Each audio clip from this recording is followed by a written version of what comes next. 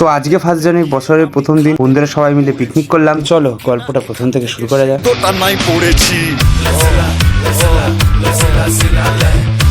তো সকাল সকাল চলে গেলাম যেই ছাদটায় পিকনিক হবে সেই ছাদ থেকে সাজাতে, ওই আর কি পরিষ্কার করে ছাদটাকে একটুখানি টুনি ফুনি লাগাতেই গেছিলাম। এখান থেকে সেই তো ঠান্ডায় পড়ে।